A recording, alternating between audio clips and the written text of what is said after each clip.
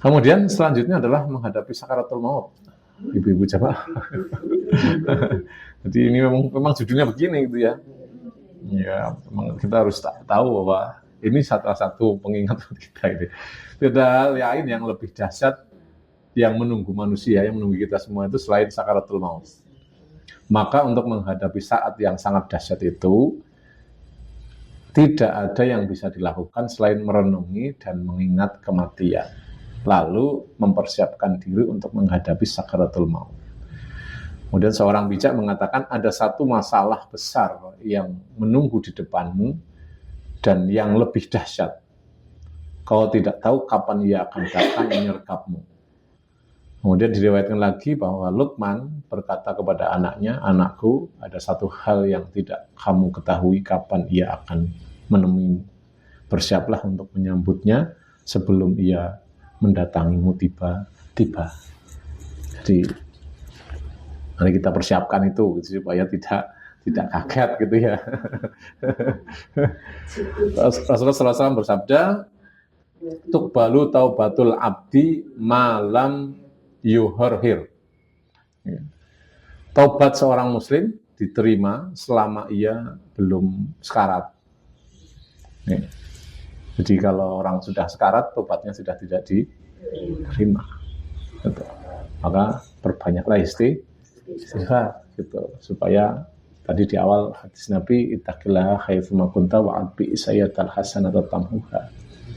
Jadi kalau kita itu berbuat kejelekan, maka segera iringi dengan perbuatan yang baik, yaitu istighfar. Supaya apa? Supaya dihapus tuh kesalahan yang tadi ketika kita membuat kesalahan perbuatan yang tidak baik gitu. Dan kemudian pergaulilah manusia dengan akhlak yang baik. Bismillahirrahmanirrahim. Assalamualaikum warahmatullahi wabarakatuh. Alhamdulillahirabbil alamin, wassalatu wassalamu ala asrofil anbiya'i wal mursalin sayyidina wa habibina syafi'ina Muhammadin wa ala alihi wa sahbihi ajma'in. Wa ba'd. Ya ibadallah, usikum wa nafsi bi taqwallah. Waalaikumsalam warahmatullahi wabarakatuh. Qad fazal mu'minun al-muttaqun haitsu qala tabaraka wa ta'ala fi kitabihil karim. A'udzu billahi minasyaitonir rajim. Ya ayyuhalladzina amanu taqullaha haqqa tuqatih wa la tamutunna illa wa antum muslimun. Wa qala Nabi sallallahu alaihi wasallam, taqillaha haitsu ma kunta wa ati sayyi'atal hasanata tamhuha wa khaliqin nasa bi khuluqin hasanin. Shadaqallahul azim wa sadaqa rasuluhul karim. Ibu-ibu jamaah al-ikhlas, saya hormati dan insyaallah senantiasa dirahmati Allah Subhanahu wa taala. Bersyukur kepada Allah pada kesempatan siang menjelang sore hari ini kita masih dalam keadaan sehat walafiat, masih diberi berbagai macam nikmat oleh Allah, nikmat iman, nikmat Islam, nikmat sehat dan sempat, sehingga pada kesempatan kali ini di cuaca yang cerah ini kita bisa berkumpul kembali di sini dalam rangka tawasobil haq, tawasobil sabar, tawasobil marhamah. Tentunya mudah-mudahan Allah senantiasa memberikan pahala kepada kita semuanya yang berlipat-lipat, amin ya rabbal alamin. Ibu jamaah rahimakumullah, mari kita senantiasa memanjatkan salawat kita kepada Nabi kita, Nabi Agung Muhammad Sallallahu Alaihi Wasallam, yang kita nantikan syafaatnya di yaumul akhir kelak. Mudah-mudahan kita termasuk golongan umat yang kelak mendapatkan syafaat dari Nabi Sallallahu Alaihi Wasallam. Ibu jamaah rahimakumullah, di kesempatan siang hari ini kita masih dalam suasana bulan Ramadan, bulan di mana Allah Subhanahu wa taala menggelar pahala. Monggo. Monggo Bu. Pilih ajeng wonten pundi? Kanan kiri monggo.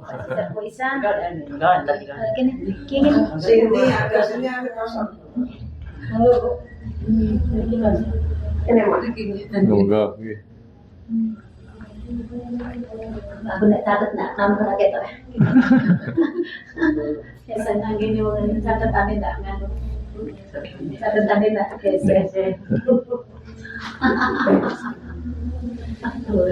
Ibu-ibu jamaah rahimakumullah, kita masih berada di suasana bulan Ramadan, bulan yang penuh barokah, bulan yang penuh maghfirah. Mudah-mudahan Allah Subhanahu wa taala sampai dengan hari ini ibadah kita diterima oleh Allah Subhanahu wa taala. Amin ya rabbal alamin. Kita mesti pahami Bapak Ibu jamaah ibu-ibu sekalian, jamaah rahimakumullah, bahwa Nabi sallallahu alaihi wasallam bersabda, kullu amali ibni Adam lahu illa syiyam fa innahu li wa ana ajzibi. Jadi kita harus selalu ingat bahwa setiap amal-amal kita itu untuk diri kita. Oke.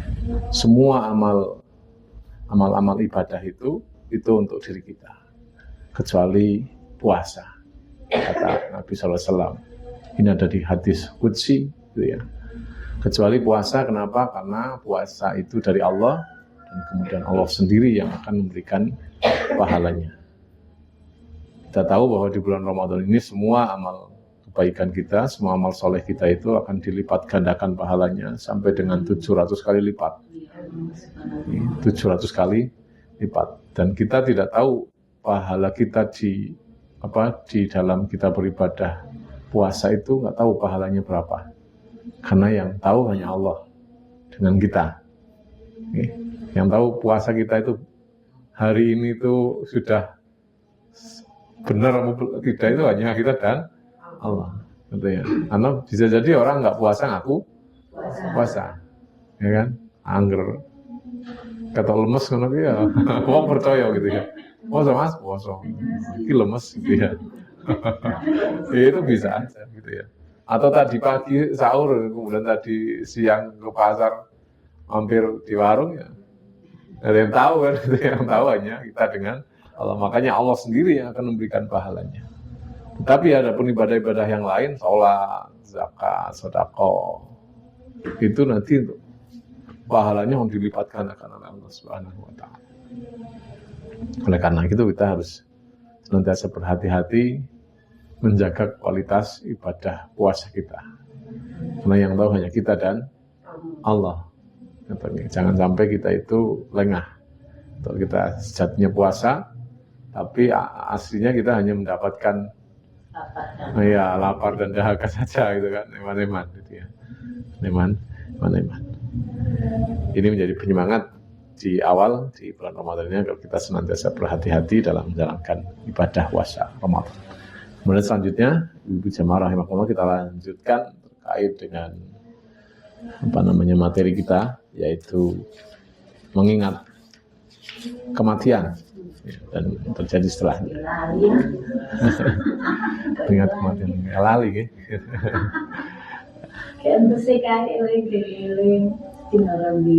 Oke. Atau Nabi SAW bersabda di dalam kitab Ihya Ulumuddin ini, Nabi bersabda, ya Bani Adam, in kuntum ta'kiluna ta'uddu anfusakum minal maut walladzi nafsi biyadihi inna ma tu'aduna la'atin wa ma antum bimu'jizin. Kata Nabi SAW, wahai manusia, kalau kalian bisa berpikir, anggaplah diri kalian sebagai orang yang hampir mati demi dia yang diriku ada di tangannya. Sesungguhnya sesuatu yang dijanjikan kepada kalian benar-benar akan tiba dan kalian tidak bisa meremehkannya. Jadi kita itu disuruh berpikir gitu ya, kita itu hampir saja mau mati ini gitu ya. Hanya kapan waktunya kita nggak tahu. Kemudian sesuatu yang dijanjikan, kullu nafsin dha'iqatul maut, itu pasti akan terjadi. Pasti akan terjadi. Betul-betul akan terjadi, kata Nabi sallallahu alaihi wasallam. Oleh karena itu kita tidak boleh meremehkannya. Kalian tidak bisa untuk meremehkannya. Ibnu Abbas meriwayatkan bahwa Nabi SAW pernah keluar menuju sumber air. Tetapi beliau kemudian bersuci dengan debu.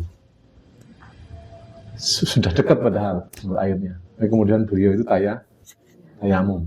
Bertanya oleh Ibnu Abbas itu kemudian bertanya, wahai Rasulullah, bukanlah sumber air itu sudah dekat? Ya, Rasulullah SAW kemudian menjawab, mungkin saja aku tidak bisa sampai ke sana. Ini Nabi saking hati-hatinya. Kita kan wudu aja, kok wudu nang kono gitu ya, kok mantep baik gitu ya. Ini ada sunnah ketika kita itu mau bepergian atau apa gitu ya, mau ngambil air wudu itu kok adoh gitu ya. Nah itu tayang dulu, gitu ya.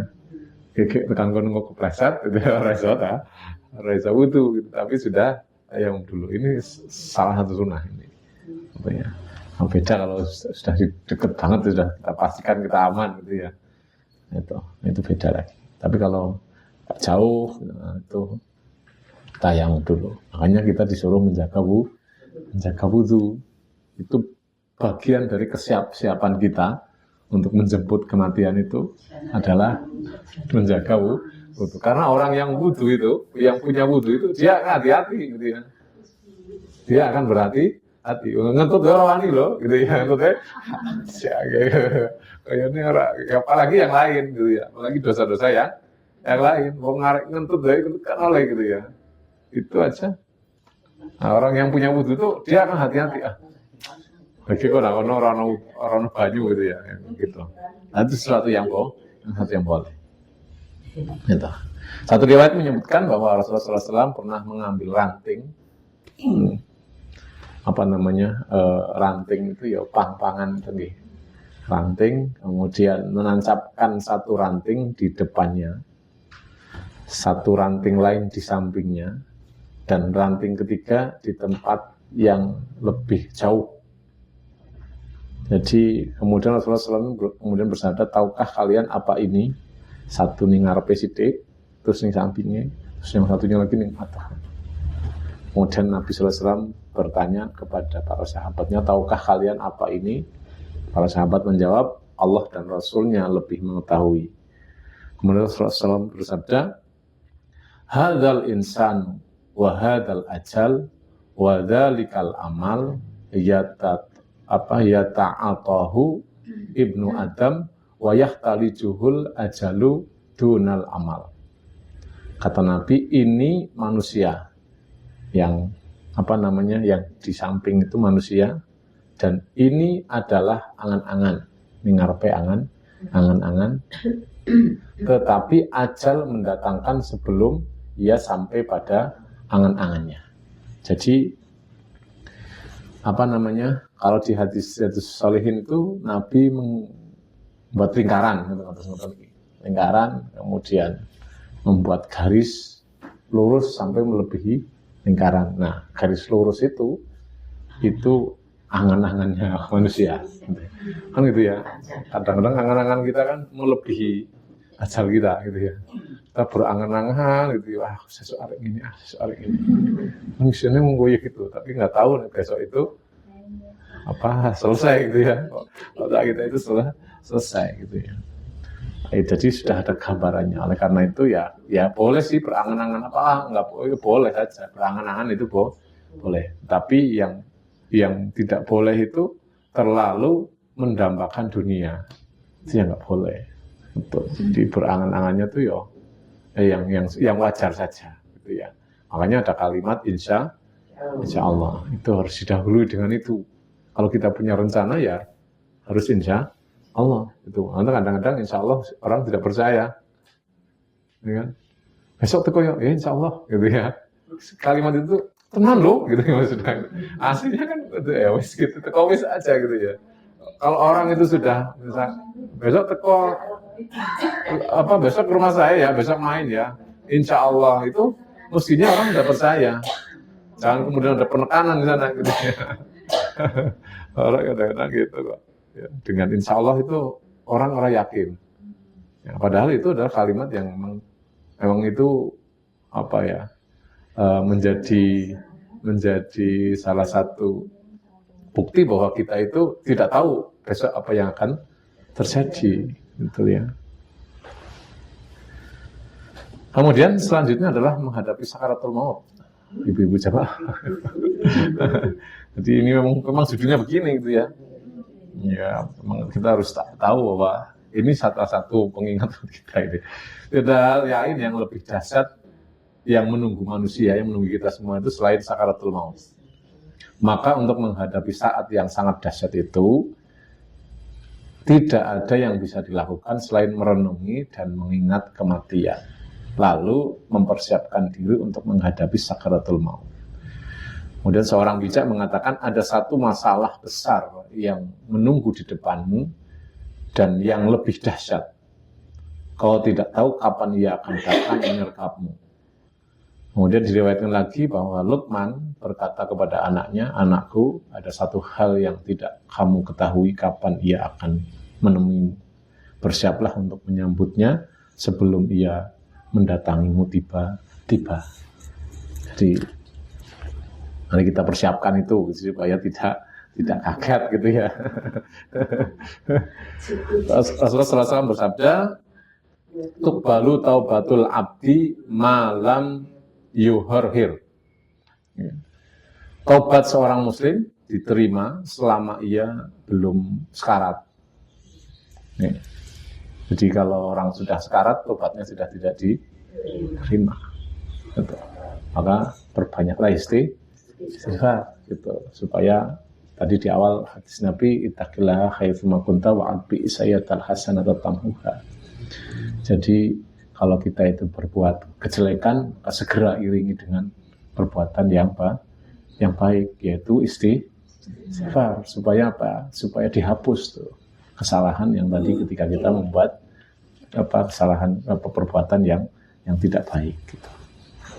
Dan kemudian pergaulilah manusia dengan akhlak yang baik. Kemudian diriwayatkan dari Al-Hasan bahwa Nabi SAW pernah menjelaskan kematian, kepayahan dan rasa sakitnya. Kemudian bersabda, qadru sala simiati dorbatin bisaifi.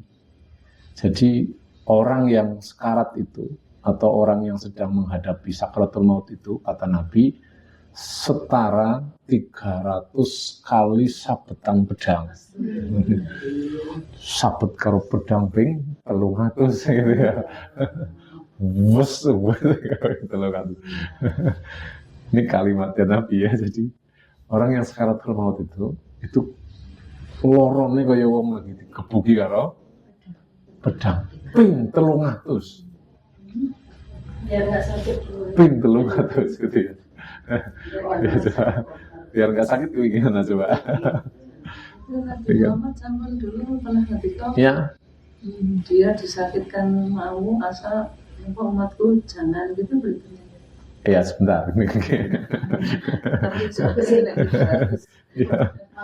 Jadi setaranya seperti itu gitu Ge.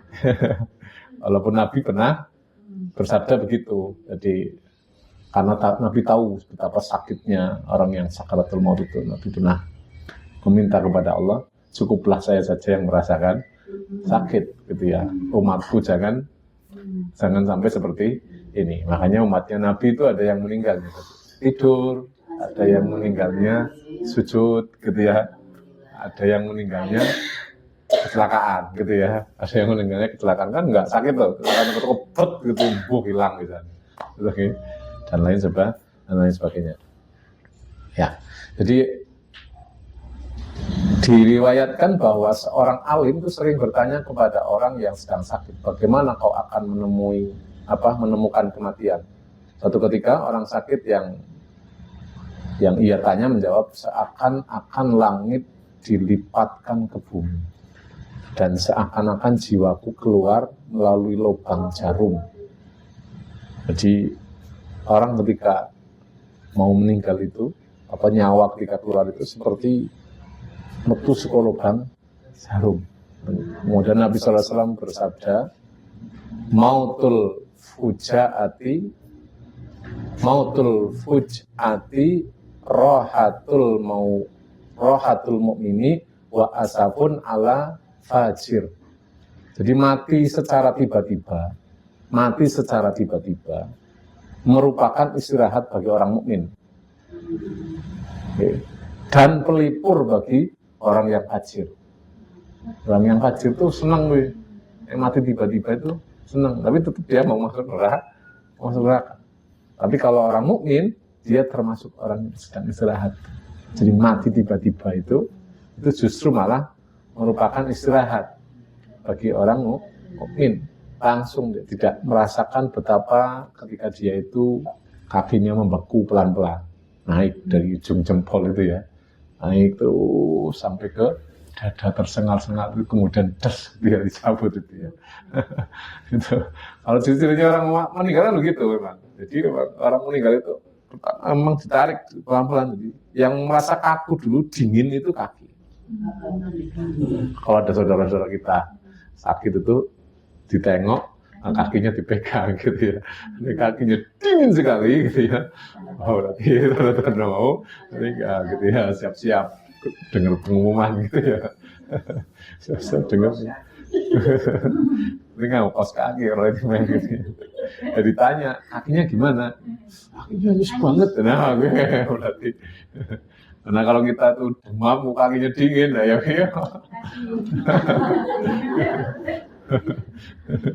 Muka-muka ojo gitu ya. Kesik gitu, ditahan disik gitu ya.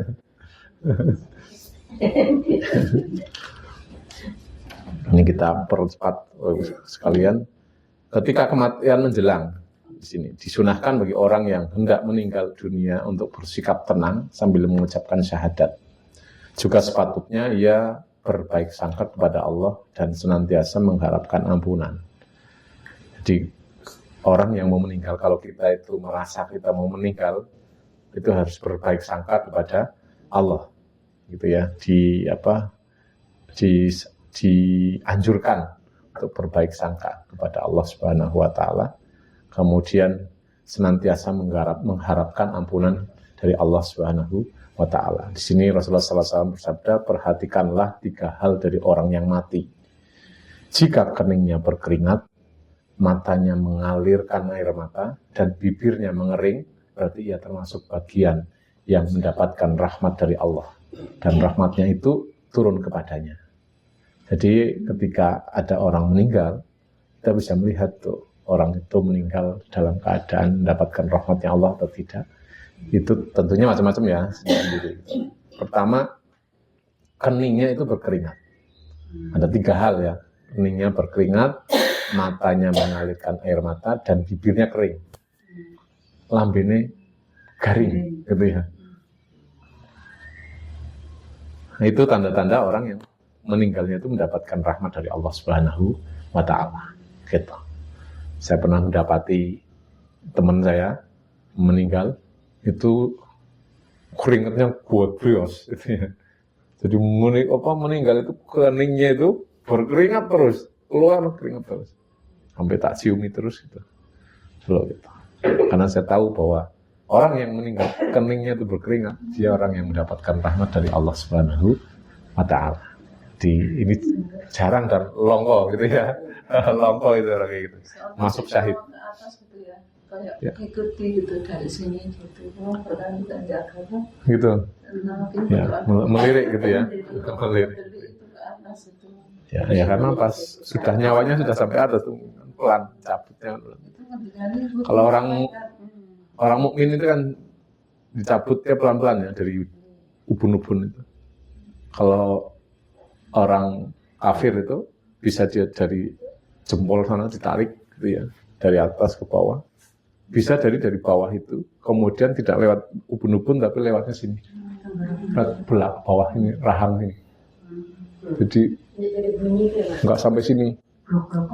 Sudah ngumpul di sini langsung gitu ya mungkin ya. Cabut kemudian lewat gini gitu ya. Lewat bawah itu.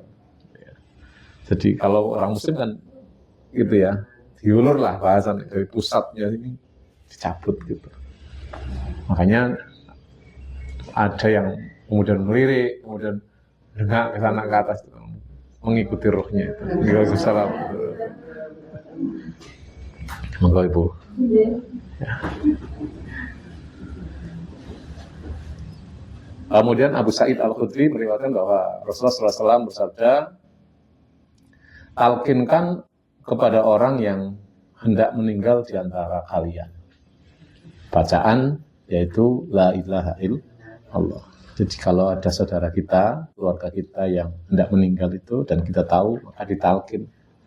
Talkinnya la ilaha illallah gitu. Nah, itu nggak boleh sering-sering. Ya, nggak boleh sering-sering, sekali saja. Ya, kalau ya sekali aja pokoknya didengarkan di telinga la ilaha illallah, dan itu nggak boleh keras. Kalimatnya nggak boleh keras, karena dia tadi itu sedang merasakan sakit yang luar biasa. Kemudian ada kalimat itu, dikhawatirkan dia semakin benci, gitu ya. Nanti dia membenci kalimat itu. Dikhawatir, maka kalimatnya harus lembut.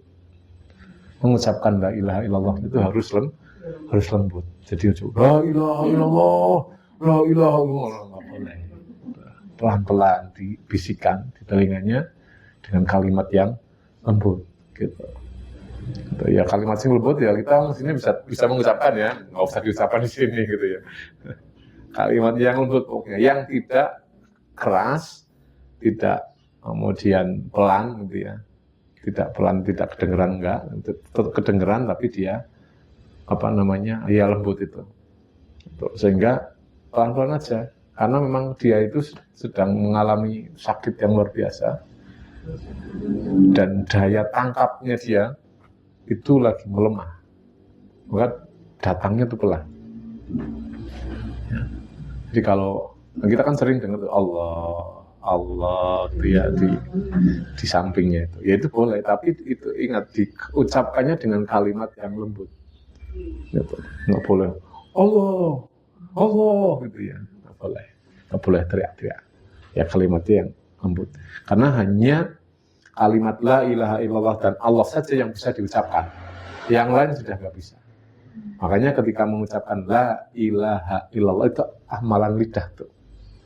La ilaha illallah gitu ya. Lallah gitu ya. Bukan lawah, bukan. Jangan nggak pakai wawu gitu ya. Allah nggak pakai Allah, itu sudah nggak bisa bergerak. Bibir itu sudah nggak bisa bergerak. Yang bergerak hanya lidah. Makanya kalimat Allah itu adalah lidah. Ya. Jadi kalau mengucapkan Allah itu bibirnya jangan bergerak. Allah gitu ya. Allah. Karena baru bibirnya bergerak. Tapi kalau Allah ya Allah gitu ya, bukan Allah. La ilaha illallah. Allah apa? Maghriban Allah apa itu sampingnya Allah gerak gitu. Jangan Allah gitu ya. Jangan Allah gitu ya. Berlatihlah dari sekarang, karena itulah beratnya. Itu yang bisa diucapkan hanya itu. Ketika tidak bisa mengucapkan kalimat Allah ya angel. Nah, tadinya mengucapkan Allah itu benar. Ini suara gerak ini. Sudah nggak bisa gerak. Yang bisa bergerak hanya lidah saja. Allah gitu ya. Bayangkan itu. Tidak Allah gitu suara Allah. Nah, ini bisa gerak, teleponi minum kalau anaknya. Isu apa gitu ya. Tumben gitu ya. Tumben ini mah keselak lah, bablas gitu ya. Murah. Habis itu lah pojok tenang, nggak murah lagi. Tapi terus lagi murah lagi, sedikit lagi. Iya, harus ada jeda yang lama gitu. Jadi nggak boleh terlalu cepat gitu ya. Ada jedanya. Gitu. Nah ini kemudian kenapa kok kalimat itu, ada riwayat menyebutkan bahwa karena kalimat tidak ada Tuhan selain Allah itu bisa menghancurkan kesalahan-kesalahan sebelumnya. Ya, jadi kalau dia itu bisa mengucapkan kalimat la ilaha illallah at-taholal jamaah gitu kan, kata Nabi, siapa yang akhir dari kalimatnya itu adalah la ilaha illallah, maka daholal jannah. Karena itu tadi kesalahannya itu akan akan hancur dengan kalimat itu. Maka kita harus perbanyak tuh ya, la ilaha illallah itu harus setiap hari tuh kita nggak boleh lepas gitu ya. Pokoknya la ilaha illallah itu ada dalam diri kita, dan jangan sampai salah mengucapkannya. La ilaha illallah, la ilaha illallah gitu ya, seru nih Allah gitu ya. La ilaha illallah gitu ya, amalan sudah itu.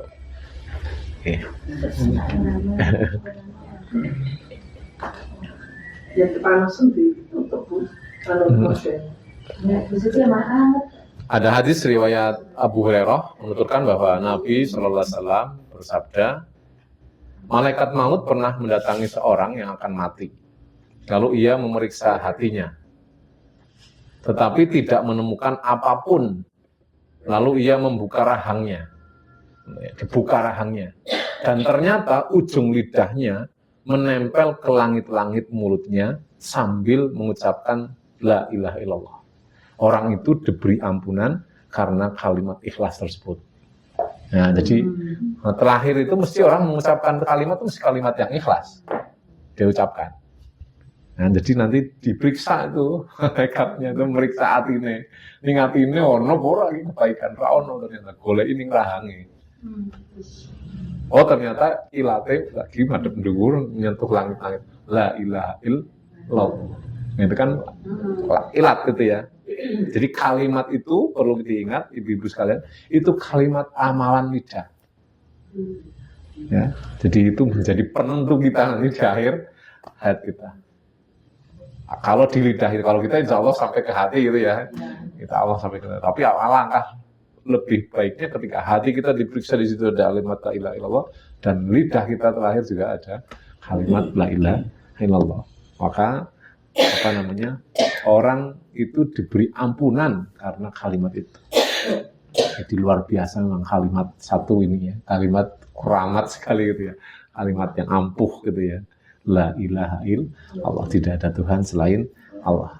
Kemudian disunahkan pula melembutkan talqin. Nah, ini tadi sudah kita bahas, karena bisa saja lidah orang yang hendak mati itu tidak bisa mengucapkannya karena lemah.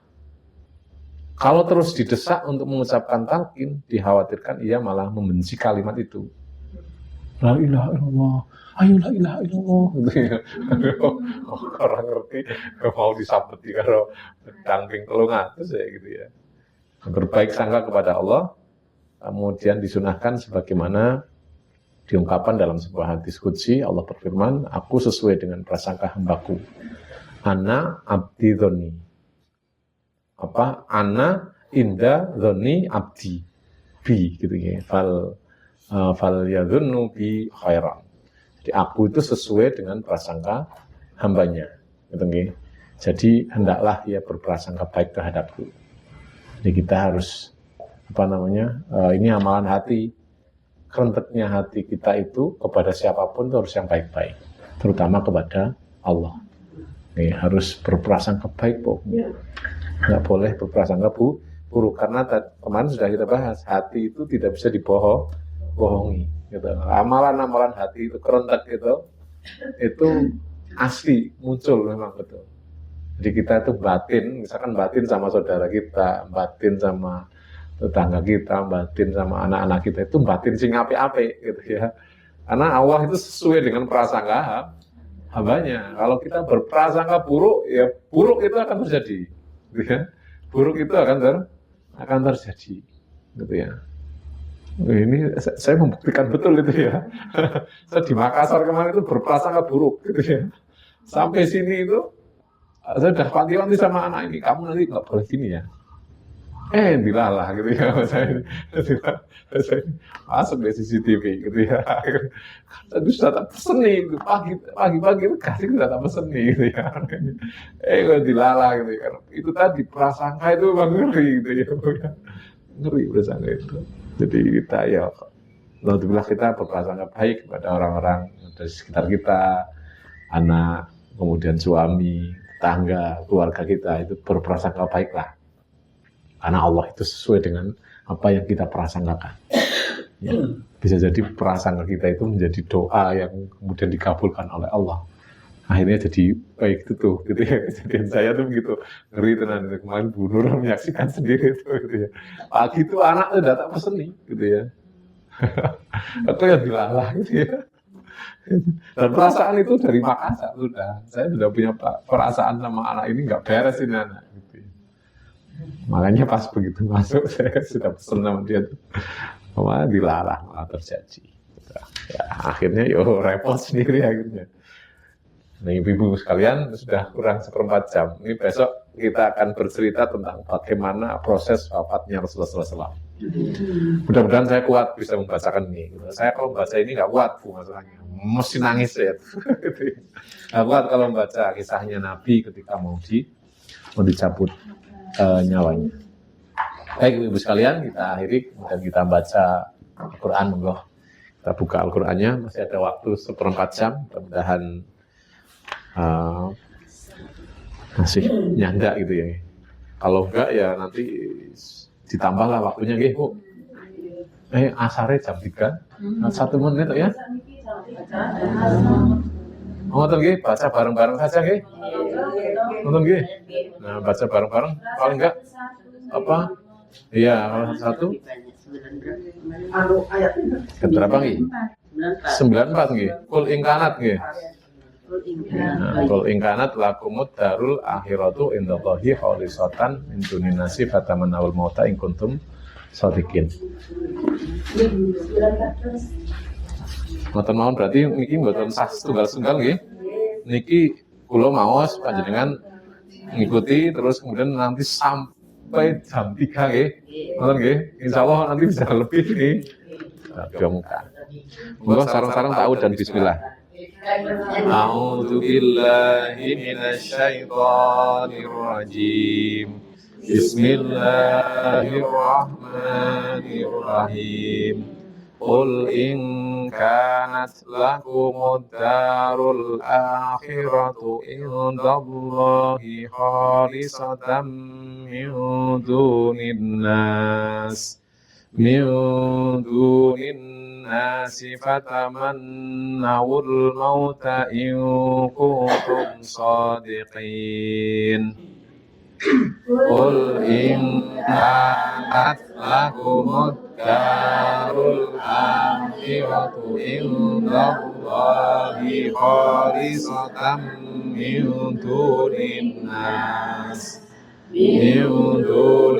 nasi fatamannawul mauta in kuntum shadiqin. Walan yatamannawhu abadan bima qaddamat aydihim wallahu alimun bizzalimin.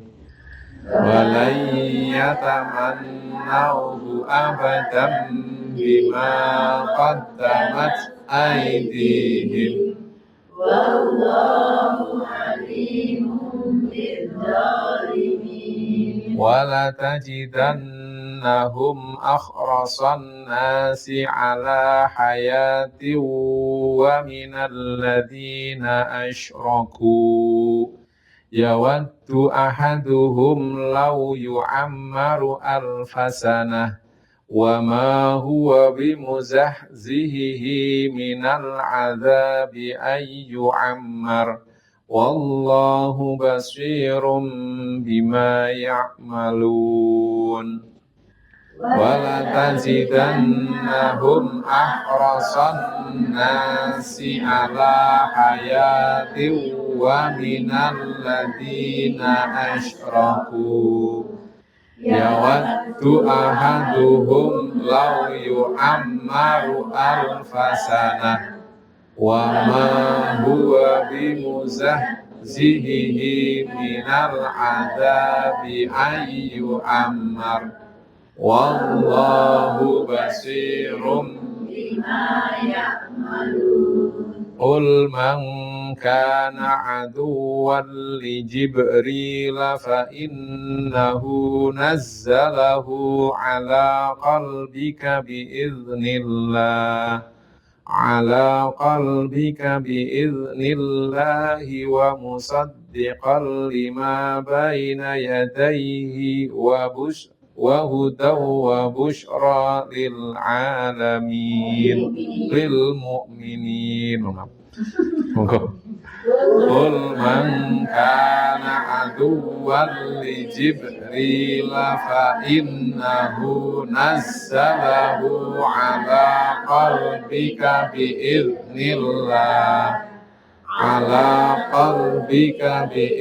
الله مصدقا لما بين يديه وهدى وبشرى للمؤمنين.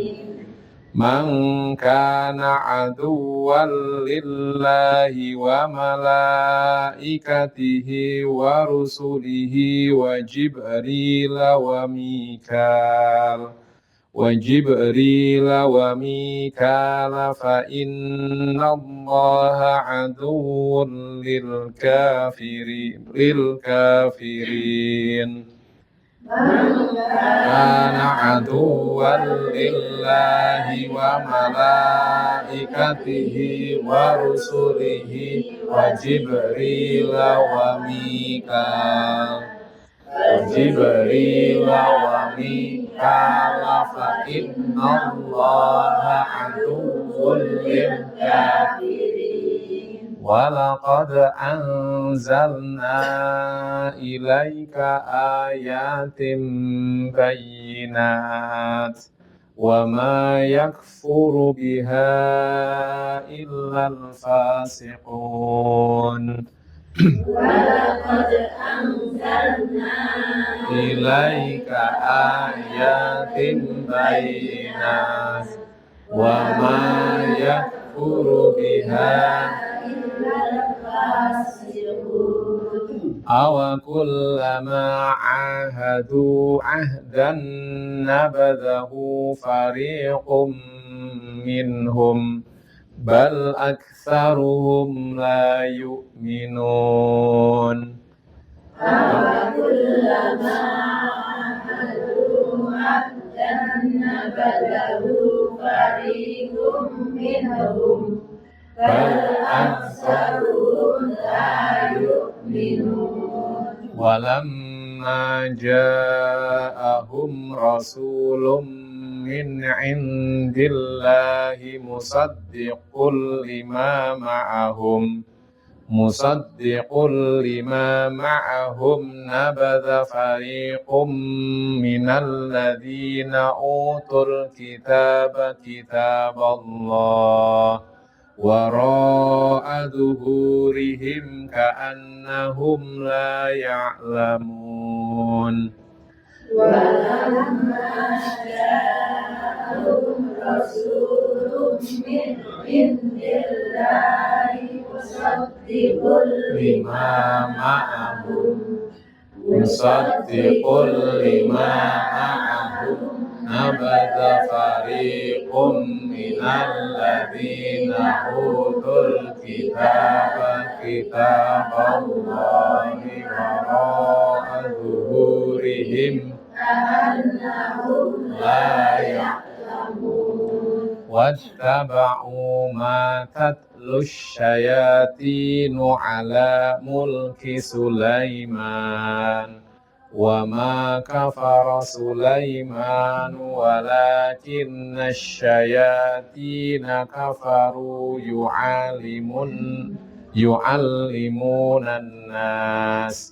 يعلمون الناس السحر وما أنزل على الملكين ببابل هاروت وماروت وما يعلمان من أحد حتى يقولا إنما نحن فتنة فلا تكفر فيتعلمون منهما ما يفرقون به بين المرء وزوجه wa ma hum bidarrina bihi min ahadin illa biiznillah wa yata'allamuna ma yadurruhum wa la yanfa'uhum wa laqad 'alimu laman ishtarahu ma lahu fil akhirati min khalaq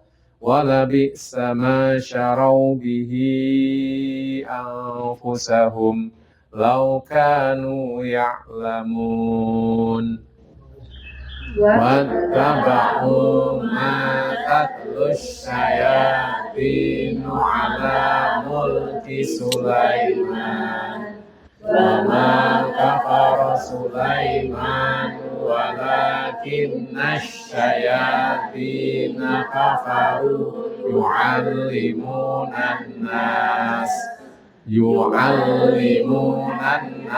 as-sihra wa ma unzila 'alal malakaini bi Babila Haruta wa Marut wa ma yu'allimani min ahadin hatta yaqula innama nahnu fitnatun fala takfur fayata'allamuna minhuma ma yufarriquna bihi bainal mar'i wa zawjihi wa ma hum bidarrina bihi min ahadin illa biiznillah wa yata'allamuna ma yadurruhum wa la yanfa'uhum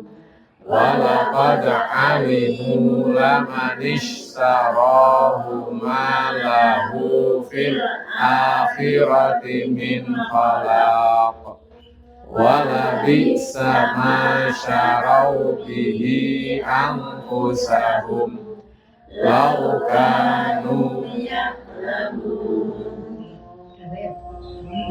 sampunah kan ini. Kita akhiri dengan bacaan tasbih. Shadaqallahul azim. Mekaten ibu sekalian, monggo kita akhiri kanthi waosan hamdalah an doa kafaratul majlis. Alhamdulillahirabbil alamin. Subhanakallahumma wa bihamdika asyhadu an la ilaha illa anta astaghfiruka wa atubu ilaik. Billahi taufiq wal hidayah. Assalamualaikum warahmatullahi wabarakatuh. Waalaikumsalam warahmatullahi wabarakatuh.